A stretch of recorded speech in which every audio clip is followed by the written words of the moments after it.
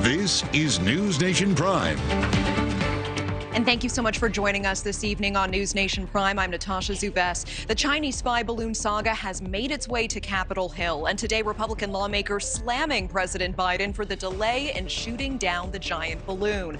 Biden pushing back, saying the Pentagon told him to wait until it was safer. Well, a source tells NewsNation that a briefing about the incident with bipartisan congressmen could happen as early as Tuesday. We do know that a full Senate classified briefing will take place next week. Crews are still gathering debris from the balloon in the Atlantic Ocean. NewsNation correspondent Joe Khalil joining us live from D.C. with the latest details now. Joe, what are you hearing from the Hill? Yeah, well, as you mentioned, we are able to confirm now that some of these hearings, some of these classified briefings are going to happen between some key members of both the House and the Senate. So that is important there. And Natasha, as we learn more about this situation with this Chinese spy balloon, we're learning that this is actually a pattern coming from the Chinese government. And while the White House is pretty proud of the way that they've handled things so far, House Republicans and Senate Republicans are really critical.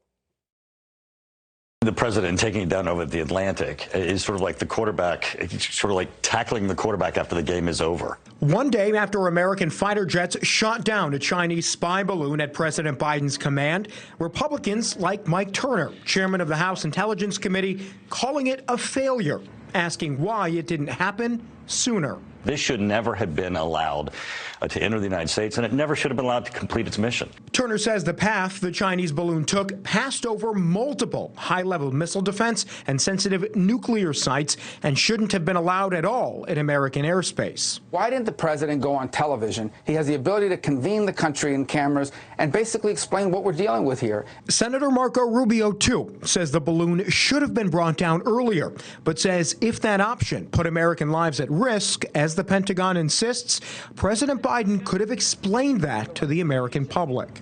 But today, the White House is pushing back. The president called for this to be dealt with in a way that balanced all of the different risks. That's exactly what happened. Military did a terrific job.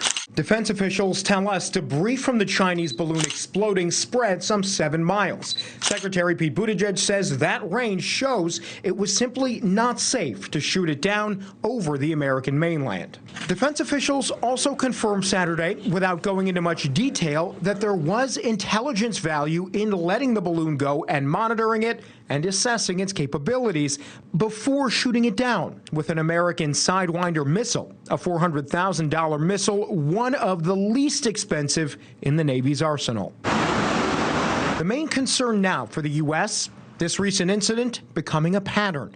Officials confirm at least 4 instances in the recent past under Presidents Trump and Biden of China entering U.S. airspace.